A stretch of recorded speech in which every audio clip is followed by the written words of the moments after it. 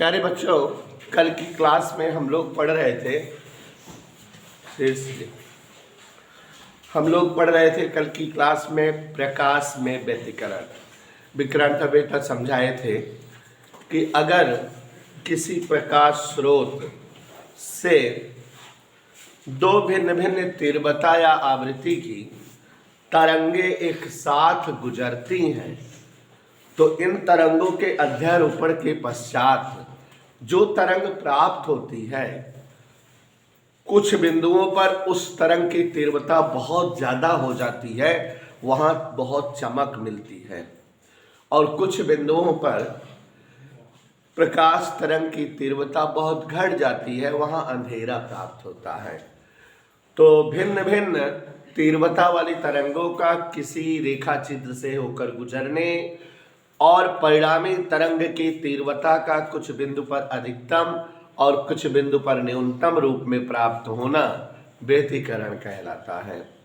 जिन बिंदुओं पर तरंग की तीव्रता बढ़ी हुई प्राप्त होती है उसे जो है संपोषी व्यतिकरण कहते हैं, और जिन बिंदुओं पर तरंग की तीव्रता घटी हुई प्राप्त होती है उसे जो है विनाशी व्यतिकरण कहते हैं। कल हमने आपको समझाया था, अगर याद हो, तरंगों का अध्यारोपण सिद्धांत भी समझाया था। क्या होता है कि एक साथ किसी माध्यम में भिन्न भिन्न आवृत्ति की तरंगें बिना एक दूसरे को प्रभावित किए संचरित हो सकती हैं। परिणामी तरंग का विस्थापन समस्त तरंगों के अलग अलग विस्थापनों के सदिश योग के बराबर होता है। यदि किसी माध्यम में दो तरंगे संचरित हों, एक का विस्थापन y1 हो और दूसरे का y2 हो, तो परिणामी विस्थापन y बराबर y1 प्लस y2 जब दोनों तरंगे एक दिशा में जा रही हो, और परिणामी विस्थापन y माइनस y2 भी होगा जब दोनों तरंगे विपरीत दिशा में जा रही हो। परिणामी विस्थापन √y1 square plus y2 square होगा जबकि दोनों तरंगे जो है लंबवत संचरित हो रही हो। आपको समझाए थे कि व्यतिकरण होता क्यों है। आज हम लोग बेटा व्यतिकरण की घटना के लिए परिणामी तरंग की तीव्रता और परिणामी तरंग का आयाम, परिणामी तरंग के विस्थापन का समीकरण प्राप्त करेंगे व्यतिकरण के लिए। देख ले खाला दिखाना जब चला हुआ टाइम देख ले।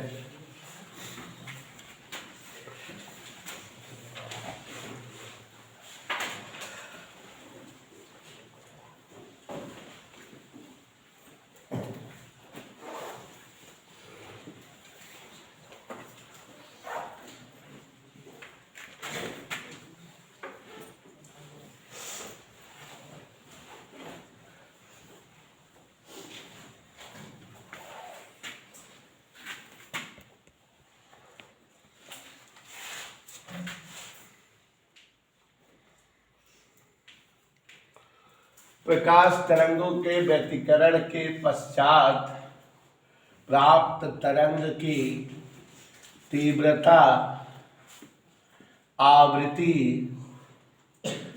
विस्थापन, आयाम का व्यंजक प्राप्त करना। देखो एक साथ कई डेरिवेशन हम करा रहे हैं, आप समझ रहे हो। एग्जाम में जो डेरिवेशन आपसे पूछा जाए वही तक करिएगा, ठीक है। चैप्टर बहुत छोटा है लेकिन दो डेरिवेशन बड़े बड़े हैं। अभी एक डेरिवेशन कराएंगे व्यतिकरण के लिए फ्रिंज चौड़ाई का व्यंजक प्राप्त करना, लॉन्ग क्वेश्चन के रूप में है। तो देखो बेटा व्यतिकरण आप समझ गए। कल हमने आपको दिखाया था कि कांच की एक छोटी सी प्लेट ले लो, बीच में क्या कर दो, खुरच दो। खुरच दो का मतलब क्या बना दो, उसमें रेखा चित्र, और उस पर 3 सेल वाला टार्च से प्रकाश डालो और माने अलग अलग तीव्रता का प्रकाश डालो।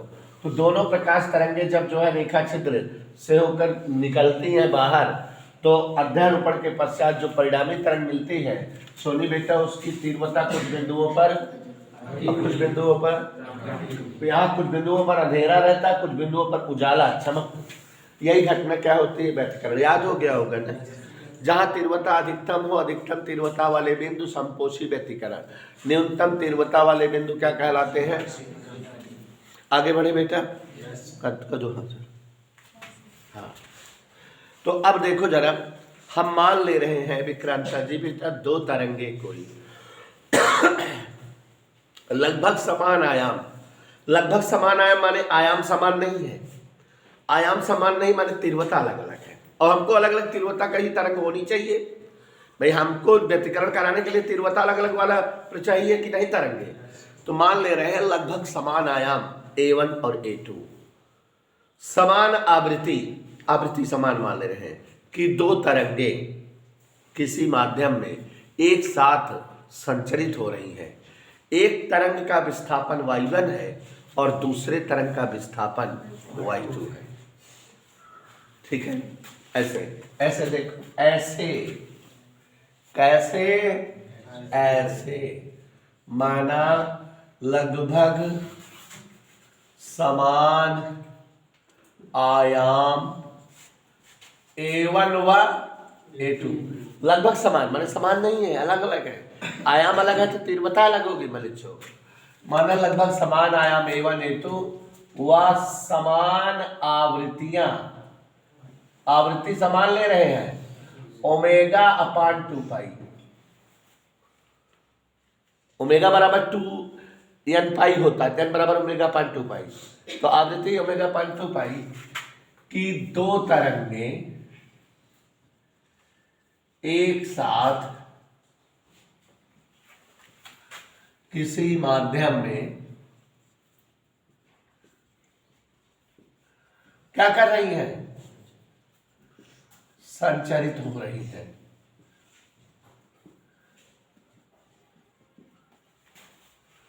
कोई दिक्कत? इन तरंगों के विस्थापन क्या मान ले बच्चों? इन तरंगों के विस्थापन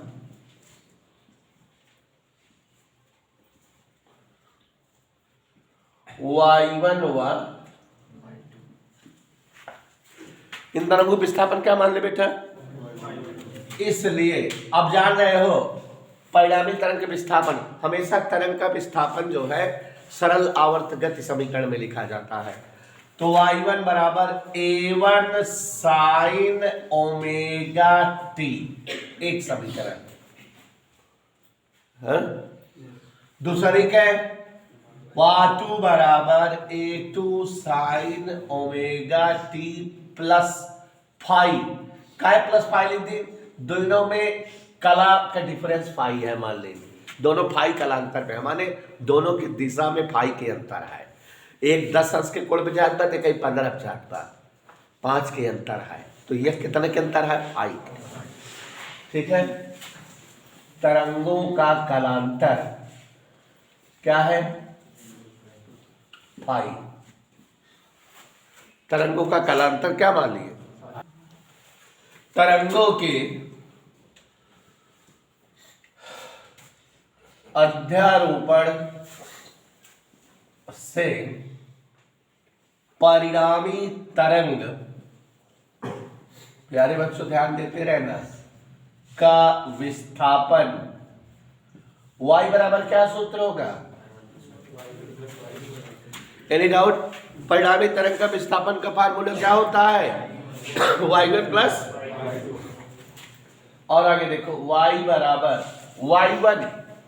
y1 ये है A1 sine omega t, y2 A2 sine omega t plus phi. कोई दिक्कत बेटा? यहां तक मजा आ रही है? बराबर। अच्छा, अब बेटा थोड़ा सा गणित लगेगी त्रिकोणमिति वाली। A1 sine omega t plus, इसका विस्तार कर दे सभी लोग, ध्यान दो। साइन A प्लस B का विस्तार होता, सुन लो सब लोग, sine A cos B plus cos A होता है ना, और A2 लगा रहे, देखा इसे A2 sine A cos B sine omega t cos phi, करो दिक्कत? फिर A2 cos A cos omega t sine phi, बच्चों को दिक्कत, त्रिकोणमिति लग रही बच्चों, कहीं कोई दिक्कत हो तो बोल देना, समझ आ रहा है।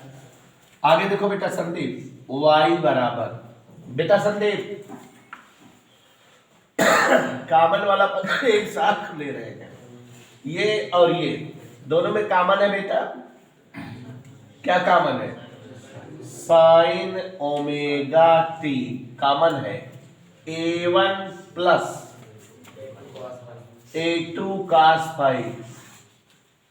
सोने बेटा दिक्कत प्लस क्या बचा है, cos omega t into a2 sin phi.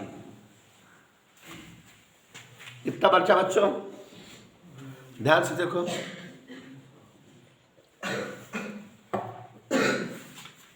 कोई असुविधा यहां तक। अब थोड़ा त्रिकोणमिति की सेटिंग कर रहे हैं। सेटिंग कैसे कर रहे हैं देखो, ये वाला पद मान ले रहे हैं, माना a1 plus a2 cos phi कुछ है, क्या है मान ले रहे हैं, r cos थीटा है, और इधर वाला जो ब्रैकेट वाला पद है सेटिंगदार मान रहे हैं, अभी अपने आप जान जाओगे क्यों मान रहे हैं ऐसा, r sin थीटा है। देखो बेटा साइन ए कास बी प्लस कास ए साइन बी सूत्र होता है, तो ये साइन ए या तो कास बी मान लेंगे, और ये कास ए या तो चौटनिया का साइन बी मान लेंगे, ठीक है ना। तो ये a1 plus a2 cos phi बराबर r cos थीटा मान लिए, और a2 sin फाई बराबर r sin थीटा मान लिए। कोई डाउट किसी को, कोई डाउट? इसलिए y बराबर, यहां तक समझ में आया बेटा, यहां देखो साइन ओमेगा टी इंटू इसको हमने क्या मान लिया है, प्लस कास ओमेगा टी, इसको क्या मान लिया है, विक्रांता बेटा आर कॉमन है क्या, sign omega T cos theta cos omega T sine theta, ऐसे कोई दिक्कत, साइन ए कास बी प्लस कास ए साइन ए प्लस बी हो गया कि नहीं, और ये बेटा परिणामी तरंग के विस्थापन का समीकरण हो गया। देख लो y बराबर ए साइन ओमेगा टी जैसा है कि नहीं। यहां जो है एक तरंग हमारी थी a1 आयाम वाली और ओमेगा अपान 2 पाई कला वाली, दूसरी तरंग थी a2 आयाम वाली और ओमेगा अपान 2 पाई आवृत्ति वाली।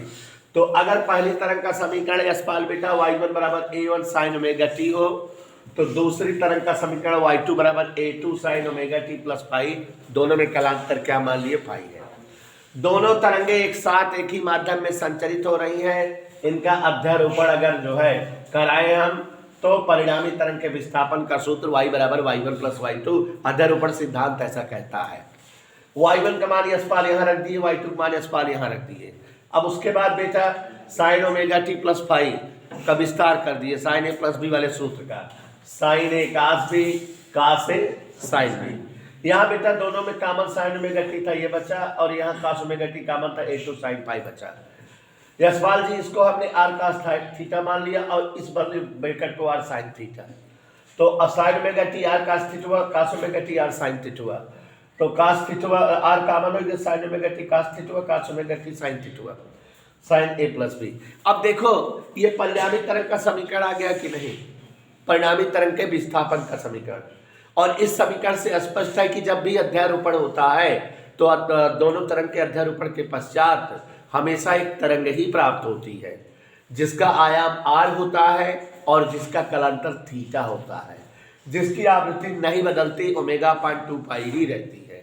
यही तो पता लगा कि जो भी अध्यारोपण के पश्चात व्यतिकरण की घटना में परिणामी तरंग आती है, उसका जो है संचरण सरल आवर्तगत के रूप में होता है, क्योंकि वो सरल आवर्तगत समीकरण में ही प्राप्त होती है। उसका विस्थापन क्या प्राप्त होता है, y बराबर r sign omega t plus theta, उसमें आयाम क्या होता है r, उसमें कलांतर क्या होता है थीटा, और उसमें आवृत्ति क्या होती है वही ओमेगा अपान 2 पाई, देखो बदली नहीं, ओमेगा टी ही है। ठीक है ना बच्चों। तो अब हम लोग परिणामी तरंग के विस्थापन का समीकरण पा गए। देखो, तीव्रता निकालनी है, आवृत्ति निकालना है, विस्थापन निकालना है, आयाम निकालना है। तो विस्थापन का डेरिवेशन हो गया। अब हम लोग आयाम का डेरिवेशन करेंगे। आयाम का डेरिवेशन माने आर का सही सही मान निकालेंगे, फिर कालांतर निकालेंगे, थीटा निकालेंगे, फिर तीव्रता निकालेंगे, जो जो है वहां सब निकालेंगे। ठीक है। तो प्यारे बच्चों, यहाँ आपने अभी अभी ध्यान दीजिएगा सभी साथी, अभी अभी आपने देखा आर कास थीटा बराबर A1 प्लस A2 क्या है, कास पाई है। समीकरण 3 देखो, आर साइन थीटा बराबर A2 साइन फाई। समीकरण 3 और 4 यही है, देख के बताइए। यही है बेटा, देख लो देख लो। अब अगर ये दोनों समीकरण आपके सम्मुख हैं तो इनसे हम आर का मान और फाई का मान निकाल सकते हैं। कैसे बेटा, दोनों वर्ग करके जोड़ दो। समीकरण 3 और 4 का वर्ग करके जोड़ने पर, समीकरण 3 और 4 का वर्ग करके, तो सभी बच्चे ध्यान देंगे, r square cos square theta r square sine square theta वर्ग करके जोड़ रहे हैं बेटा। A1 plus A2 cos phi whole square, कोई doubt, plus A2 sine phi whole square. बच्चों असुविधा तो नहीं है, ध्यान देते रहना, थोड़ा सा मैथ लग रही है बेटा। आर स्क्वायर कॉमन है, आर स्क्वायर कॉमन लो, cos square theta plus sine square theta, यहाँ a plus b whole square लगा दे, a plus b whole square, a square plus b square plus 2ab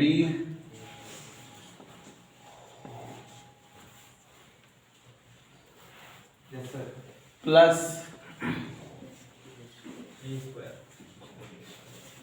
विग्रह करके कोई दिक्कत। त्रिकोणमिति में आप पढ़ते हो साइन स्क्वायर थीटा धन का स्क्वायर थीटा की वैल्यू क्या होती है, तीन दोनों का वर्ग का योग 1 हो गया। यहाँ A1 स्क्वायर, इसमें और इसमें A2 स्क्वायर कॉमन है, cos square phi plus sine square phi plus 2A1 A2 cos phi. कोई सुविधा बेटा, समझ आया? सोनी जी यहाँ ध्यान दीजिएगा, आर स्क्वायर बराबर A1 square plus A2 square, इसकी वैल्यू क्या होती है, बोलो हाँ sir, plus 2A1 A2 cos phi. Any doubt बेटा? कोई सुविधा? इसलिए R बराबर under root A1 square plus A2 square plus 2A1 A2 cos phi. ये किसका व्यंजक आ गया बेटा? यही आयाम है, व्यतिकरण का, व्यतिकारी तरंग का आयाम, व्यतिकारी तरंग का आयाम। तो अगर बेटा आयाम का डेरिवेशन करने कहेगा तो यहाँ तक करोगे ना, अगर आयाम का डेरिवेशन करने कहेगा तो कहाँ तक करोगे, कोई दिक्कत असुविधा तो नहीं है। एक चीज यहाँ पर देखो जरा, इस सूत्र को गौर से देखो, आप एक बार फिर से देखो, दिखा आर बराबर क्या आया है, आर मतलब आयाम था A1 square plus A2 square plus 2A1 into cos phi. इसका मतलब नवराशि जी आर डिपेंड कर रहा है कास फाई पर। A1 A2 दोनों तरंगों के अलग अलग आयाम हैं, ये फिक्स है। कास फाई का मान हमेशा बदलता रहता है ना। कास फाई के कुछ मान ऋणात्मक होते हैं और कुछ मान, इसीलिए जो है कुछ वैल्यूज आर की जो है ज्यादा आएगी और कुछ वैल्यूज आर की। कास फाई कहां से कहां तक लाई करता है? -1 से +1। त्रिकोणमिति कहती है कि कास फाई का न्यूनतम मान -1 होता है और अधिकतम मान क्या होता है? +1। तो अगर हम कास फाई का न्यूनतम मान लेंगे तो आर हमारा न्यूनतम आएगा, मिनिमम आएगा, मतलब विनाशी व्यतिकरण वाला आयाम आएगा। और अगर हम कास फाई का अधिकतम वैल्यू लें तो कास फाई +1 रखें अगर, तो यहाँ आर का मान सबसे बड़ा आएगा, माने संपोषी व्यतिकरण की वैल्यू आएगी। ठीक है, तो यहाँ कास फाई बराबर ±1। ठीक है, यदि कास फाई बराबर +1 तो संपोषी व्यतिकरण की स्थिति होगी। कौन से व्यतिकरण की स्थिति?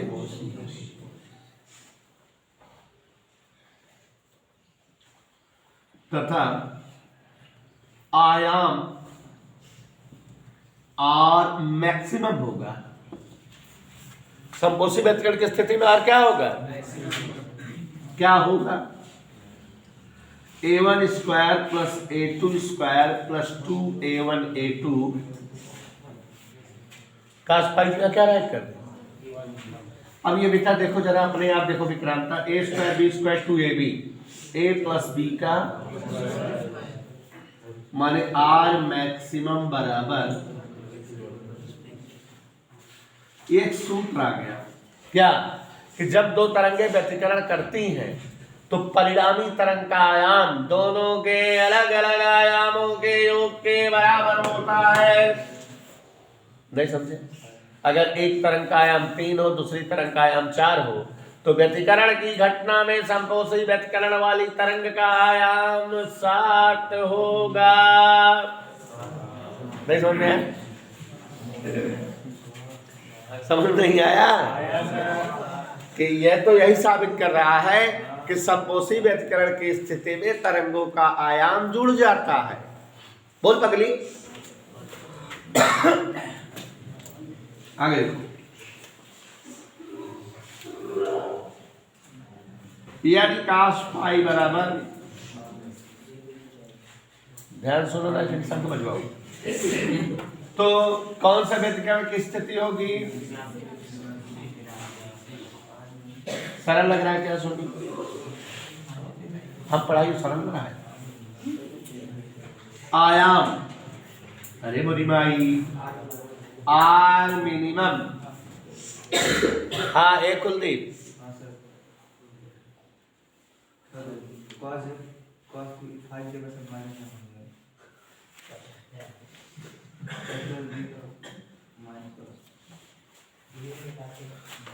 बच्चे तो ही चला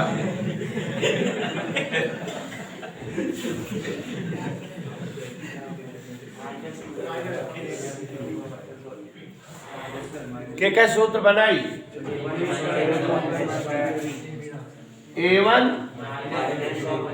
A1 डिफरेंस A2 हो सकता था A1 minus A2 whole square हो या A2 minus A1 whole square हो। इस बने अंडर रूट स्क्वायर खा लेना।